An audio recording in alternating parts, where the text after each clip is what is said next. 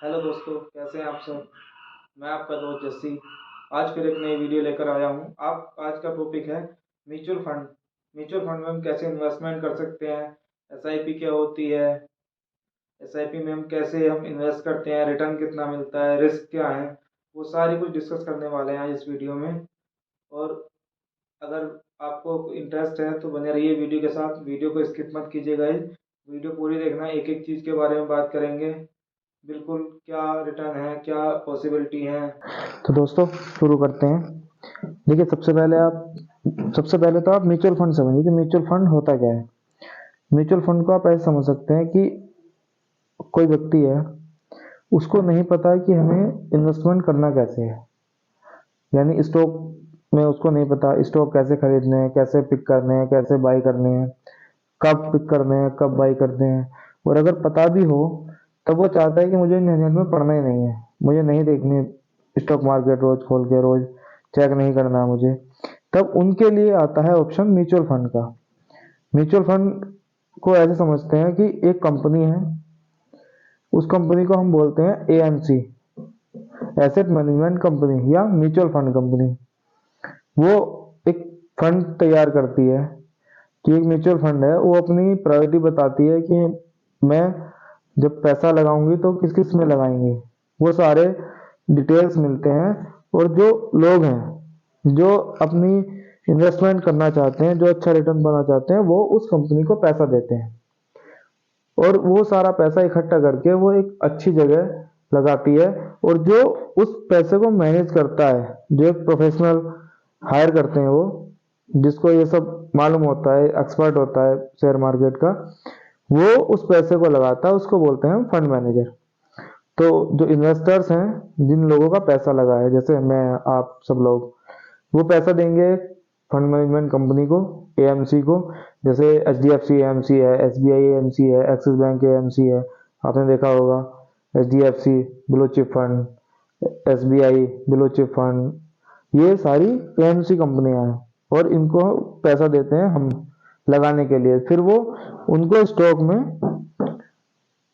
Invest करते हैं, stock में, गोल्ड में, बॉन्ड्स में, गवर्नमेंट सिक्योरिटीज में, जहां भी वो सारा जो डिटेल है कि कौन सी कंपनी कहाँ पैसा इन्वेस्ट कर रही है, वो आप गूगल से पता कर सकते हैं। और जब आप उसका म्यूचुअल फंड खरीदते हैं तब वहाँ सारी डिटेल होती है कि इसका कितना पैसा किस सेक्टर में लगा है।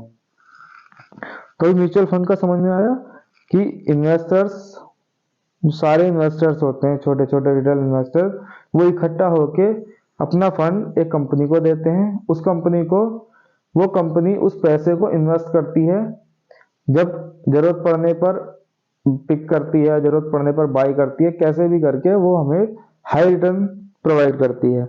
ये सारा जो प्रोसेस है, इसको बोलते हैं म्यूचुअल फंड। म्यूचुअल फंड में अब बात करते हैं कि इन्वेस्टमेंट हम कैसे कर सकते हैं। तो भाई, म्यूचुअल फंड में इन्वेस्टमेंट करने के दो तरीके हैं। एक है हमारा एसआईपी और दूसरा है हमारा लमसम। एसआईपी और लमसम में क्या डिफरेंस है, वो मैं समझाता हूँ अभी आपको। एसआईपी हम बोलते हैं सिस्टमेटिक इन्वेस्टमेंट प्लान, और लमसम एक साथ पैसा देना। सपोज आपको कोई इन्वेस्टमेंट करना है एक सिस्टम में, आप चाहते हैं कि मेरे पास 1 लाख या 2 लाख रुपए नहीं है, लेकिन मेरे पास हर महीने 500 हजार रुपए या 1000 रुपए, 2000, 5000, जो भी आप चाहें कि मैं इतना पैसा निकाल सकता हूँ। तब हम वो जो इन्वेस्टमेंट करेंगे, हम उसको बोलेंगे एसआईपी। आप एक सर्टेन इंटरवल में, चाहे आप वो मंथली भी कर सकते हैं, क्वार्टरली, हाफ ईयरली, ईयरली, इतने टाइम के बाद आप फिक्स पैसा देंगे। जैसे मैं कहूँ कि मैं 1000 रुपये महीने की एसआईपी शुरू करता हूँ, तो मेरा जो 1000 रुपये एसआईपी है, वो हर महीने उस म्यूचुअल फंड में जाता रहेगा और उसके बदले मेरे को म्यूचुअल फंड में हिस्सेदारी मेरे अकाउंट में आती रहेगी। ये होता है सिस्टमेटिक इन्वेस्टमेंट प्लान, लमसम। और दूसरा होता है, सॉरी, एसआईपी। और दूसरा होता है lump sum. Lump sum as a FD है। आप ऐसे समझिए, आप एफडी और आरडी समझते हैं। आरडी हर महीने पैसा जमा करने वाला सिस्टम, और एफडी फिक्स डिपॉजिट, यानी एक बार पैसा दिया, उसके बाद जो हमारा सर्टेन है कि 5 साल के लिए किए 10 साल के लिए किए, वो होगी एफडी। म्यूचुअल फंड में ये फायदा है कि आप कितने भी टाइम रख सकते हैं, इसमें कोई लिमिट नहीं है। 1 साल 2 साल जब आपको लगे कि हाँ अच्छा रिटर्न मिल रहा है, जब आपको जरूरत हो तब आप उसको विड्रॉ कर सकते हैं। ये हो गया लमसम। ये तो हो गए 2 तरीके म्यूचुअल फंड में इन्वेस्ट करने के। अब बात करते हैं कि किस म्यूचुअल फंड में इन्वेस्ट करना चाहिए और कहाँ से हम इन्वेस्ट कर सकते हैं। गाइस, इन्वेस्ट करने के तो बहुत तरीके हैं, मैं किसी का प्रमोशन नहीं कर रहा हूँ, लेकिन मैं आपको कुछ 2-3 चीजें बताता हूँ जहाँ से आप इन्वेस्टमेंट कर सकते हैं। आप जीरोधा पे जा सकते हैं, वहां से इन्वेस्टमेंट करते हैं। गिरो से कर सकते हैं, आप स्टॉक से कर सकते हैं। और अब तो जो आपके बैंक के ऐप्स हैं, जैसे आई मोबाइल ऐप है, एक्सिस बैंक का ऐप है, योनो ऐप है, उनमें सीधा वहीं पे प्रोविजन है, आप सीधे वहीं से ही म्यूचुअल फंड में इन्वेस्ट कर सकते हैं। तो ये इन्वेस्टमेंट का तरीका है। और अब बात करते हैं कि म्यूचुअल फंड, आपको कौन से म्यूचुअल फंड में जाना चाहिए और कितने टाइप के म्यूचुअल फंड्स होते हैं। तो भाई, म्यूचुअल फंड के टाइप्स तो बहुत सारे हैं, लेकिन मैं आपको 2-4 बताता हूँ जो मोस्ट पॉपुलर हैं। एक होते हैं हमारे investment company fund, stock fund, money market fund. ये मैं बताता हूँ। जो स्टॉक फंड है, ये हम सीधा सीधा जो पैसा है वो स्टॉक्स में लगाते हैं, इक्विटी में। और ये इन्वेस्टमेंट कंपनी है, ये अपने जो पैसा है वो किसी इन्वेस्टमेंट कंपनियों में लगाती हैं। Money market fund, income fund, open end fund, close end fund, ये बहुत सारे फंड है। Pension fund, fund of fund, exchange trade fund. लेकिन जो आपको कम रिस्क में और ज्यादा प्रॉफिट वाले फंड है, वो मैं आपको बताता हूँ कि किस किस में पैसे लगाने चाहिए। बिगिनर अगर आप हैं तो बिगिनर के हिसाब से बात करते हैं। बिगिनर्स के लिए जो सबसे बेस्ट फंड है वो होते हैं इक्विटी फंड। अगर देखिए गाइस, अगर आप ये चाहते हैं कि आपके लिए कौन सा फंड बेस्ट है, तो उसके 2-3 पैरामीटर्स हैं।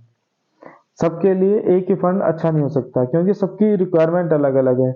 कोई चाहता है कि मेरे जो फंड्स हैं उन पे रिटर्न अच्छे आए, लेकिन टाइम कम है। कोई कहता है कि मेरे पास टाइम बहुत है, मेरे को पास अभी 20 साल है, मेरे को इन्वेस्टमेंट करना है। क्यों? मेन डिपेंड करता है कि आपको जो इन्वेस्टमेंट करना है वो इन्वेस्टमेंट करना किस लिए है। आपके पास कितना टाइम है रिटर्न के लिए, क्या रिटर्न एक्सपेक्ट कर रहे हैं। अगर आप चाहते हैं कि मैं तो अपने रिटायरमेंट की प्लानिंग कर रहा हूँ, अभी मेरे को रिटायरमेंट में 20 साल है, तब आप हाई रिस्क वाले फंड में जाएं।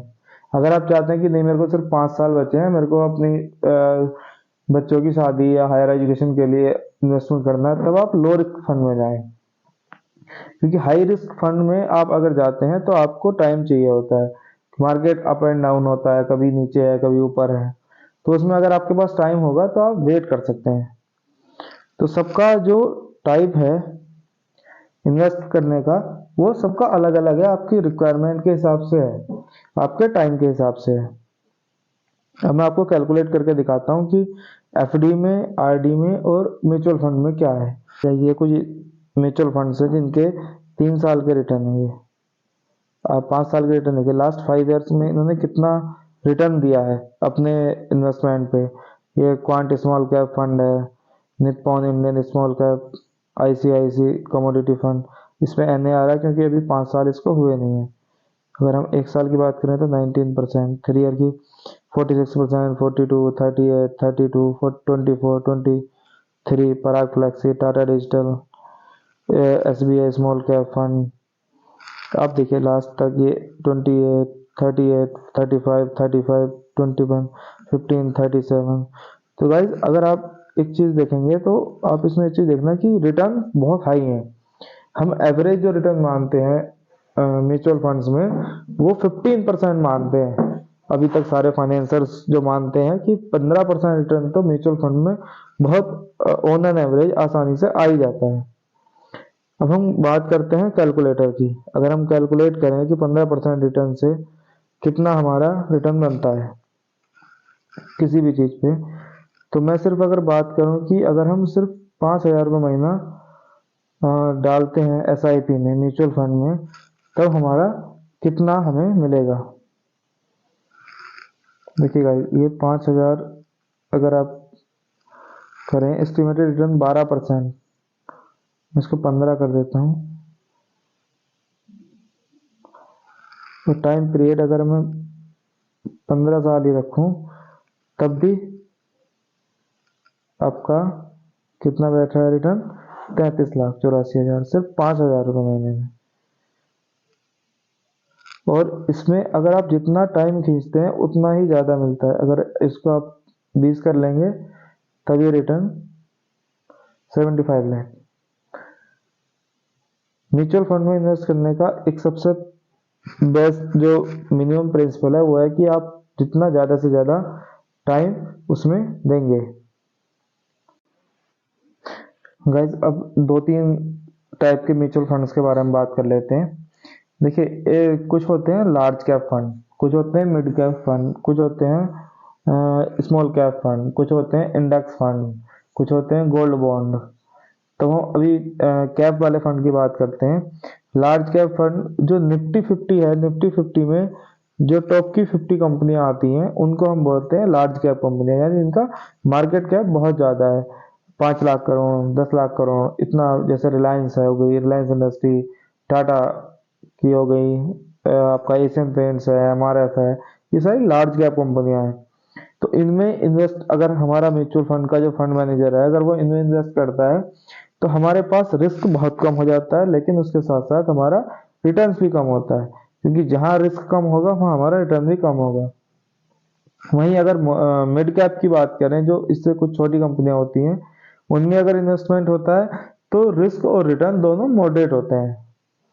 और अगर नीचे जाएंगे, स्मॉल कैप में जाएंगे, तो रिटर्न बहुत हाई होते हैं लेकिन रिस्क भी बहुत हाई होता है। तब हम उन कंपनी में इन्वेस्ट करते हैं जो कंपनियां हैं तो बहुत छोटी लेकिन उनमें पोटेंशियल बहुत है।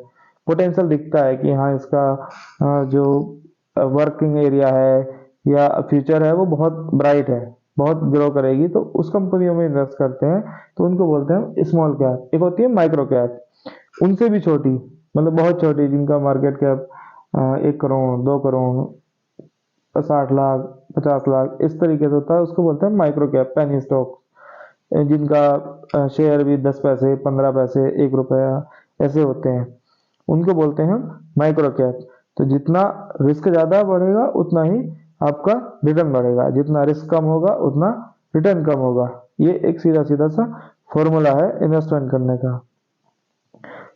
आपको इन्वेस्टमेंट म्यूचुअल फंड्स कैसे चूज करना है, कहाँ हम उसकी डिटेल्स देखते हैं, उस सब के लिए मैं अभी एक नेक्स्ट वीडियो लेके आने वाला हूँ 1-2 दिन में। तो अगर आप उसको भी चाहते हैं कि उसको देखें, उसको समझें, तो चैनल को सब्सक्राइब करें और वीडियो को लाइक करें। Thank you so much.